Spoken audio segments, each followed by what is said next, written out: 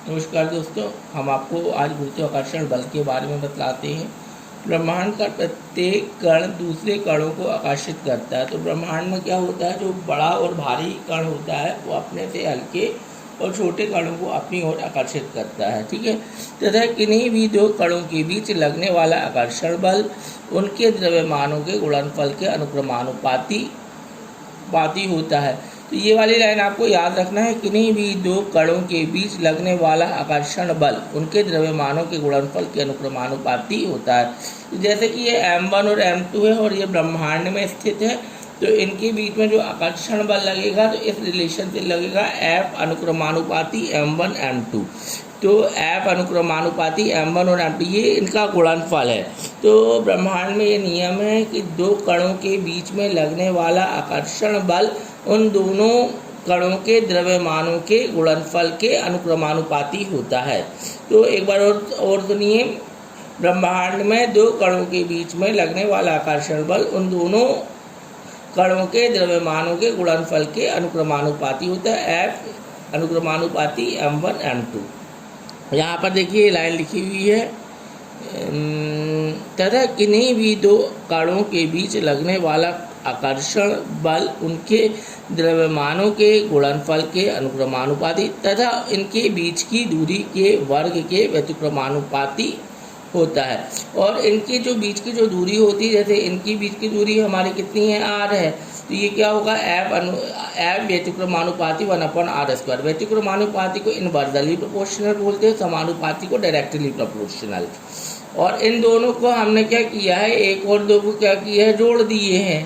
तो F अनुक्रमानुपाती m1 m2 हो गया upon r²। F = g m1 m2 upon r²। g एक अनुक्रमानुपाती नियतांक है। जी एक अनुक्रमानुपाती नियतांक है जिसे सार्वत्रिक गुरुत्वाकर्षण नियतांक कहते हैं। आया होगा फ्रेंड समझ में। एक बार और मैं आपको बता देता हूँ इसको।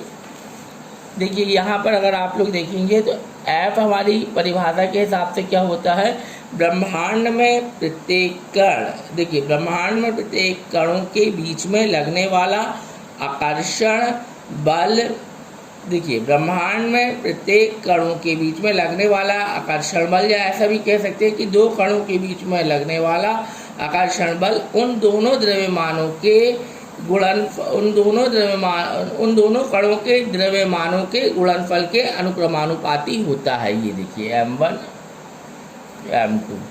हम देखो कह सकते हैं कि यहाँ पर आप देखें एक m1 है और एक m2 है, तो इनके बीच में जो F1 और ये F2 जो फोर्स जो काम करेंगी वो इन दोनों कणों के द्रव्यमानों के गुणनफल के अनुक्रमानुपाती होगी। पहली वाली कंडीशन।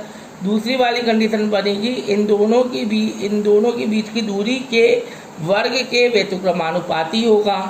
अगर हम इनको कंबाइन करते हैं तो हमारी जो कंडीशन है वो हो जाएगी m1 m2 अपॉन r²। और जैसे ही अनुक्रमानुपाती को हटाते हैं तो वैसे हमारा g m1 m2 upon r² आ जाता है। जहाँ पर ये g जो है होता है, इस g को ही हम यूनिवर्सल कांस्टेंट, इसी g को हम क्या कहते हैं, सार्वत्रिक गुरुत्वाकर्षण नियतांक कहते हैं, हम यूनिवर्सल ग्रेविटेशनल कांस्टेंट कहते हैं। ये इंग्लिश में हम ग्रेविटेशनल कांस्टेंट कहते हैं। फ्रेंड ये आप लोगों को आया होगा समझ में। और एक बार आप फिर से देख लीजिए परिभाषा। तो ब्रह्मांड का प्रत्येक कण दूसरे कणों को आकर्षित करता है तथा किन्हीं भी दो कणों के बीच लगने वाला आकर्षण बल उनके द्रव्यमानों के गुणनफल के अनुक्रमानुपाती तथा इनके बीच की दूरी के वर्ग के व्यतिक्रमानुपाती होता है। इस बल की दिशा दोनों कणों को मिलाने वाली रेखा के अनुदिश होती है। तो माना दो कणों के द्रव्यमान m1 तथा m2 है तथा उनके बीच की दूरी r है, तो इनके बीच लगने वाला आकर्षण बल F होगा, जहाँ m1 m2 इन दोनों के बीच की दूरी r है, f अनुक्रमानुपाती m1 m2 f अनुक्रमानुपाती 1/r²। तो दो ब्रह्मांड में ये नियम है कि दो कणों के बीच में लगने वाला आकर्षण बल उन दोनों कणों के द्रव्यमानों के गुणनफल के अनुक्रमानुपाती होता है तथा उनके बीच की दूरी के वर्ग के व्यतिक्रमानुपाती होता है। अगर इनको कंबाइन करेंगे तो ये एक्सप्रेशन बनेगा m1 m2/r²। और जैसे ये हटेगा अनुक्रमानुपाती तो g आ जाएगा। g एक अनुक्रमानुपाती नियतांक है जिसे सर्वत्रिक गुरुत्वाकर्षण नियतांक कहते हैं। फ्रेंड्स अब थोड़ा सा और आगे आते हैं। अब आता है हमारा g और g में अंतर। ये अच्छे से हम बनाए दे रहे हैं जिसमें आप लोग को अच्छा दिखे। g एक गुरुत्वीय नियतांक है। g पृथ्वी के आकर्षण के कारण वस्तु का त्वरण है। तो g को हम एक गुरुत्वीय नियतांक कहते हैं जिसका मान हमेशा एक जैसा बना रहता है। लेकिन g एक प्रकार का त्वरण होता है जो पृथ्वी के कारण उत्पन्न होता है। और g का जो मान होता है ये पृथ्वी के अलग अलग स्थानों पर अलग अलग होता है। देखिए दूसरा वाला पॉइंट, g का मान सभी स्थानों पर समान रहता है। g का मान भिन्न भिन्न स्थानों पर भिन्न भिन्न रहता है। g एक अदिश राशि, जो बड़ा वाला g है वो एक अदिश राशि, जो छोटा वाला g है एक सदिश राशि है। फ्रेंड अब मैं एक रिलेशनशिप के बारे में बतलाऊंगा आप लोगों को। देखिए अब अच्छे से अब देखो बड़ा वाला जी और छोटा वाला जी के बीच में संबंध है F=g mm/r²। ये होता है गुरुत्वाकर्षण बल से। ये होता है F=m पृथ्वी में एक क्या होता है, एक प्रकार का त्वरण होता है जो पृथ्वी के कारण उत्पन्न होता है। आ रहा आपको समझ में। अब हम क्या करेंगे, एक के स्थान में g रख देंगे तो F=mg हो गया। अब देखो अब इन दोनों को हम कंपेयर करेंगे, इन दोनों को m से m कट गया तो g बस बचा g m/r²। इस r को यहाँ भेज दिया तो gr² gm। फ्रेंड अब मैं थोड़ा सा आप लोग एक बार और रफ स्केच में बतलाता हूँ। यहाँ पर अगर आप देखेंगे, देखिए ऐप हम जानते हैं, यहाँ दे यहीं पर बताते हैं।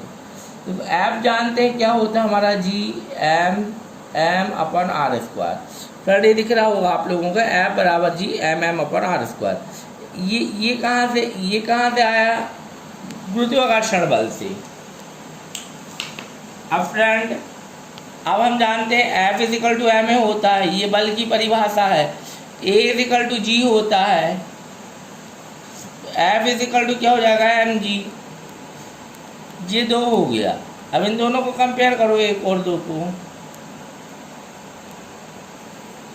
तो ये हो जाएगा हमारा gm m/r²। सॉरी यहाँ बड़ा वाला बना लो आप, r²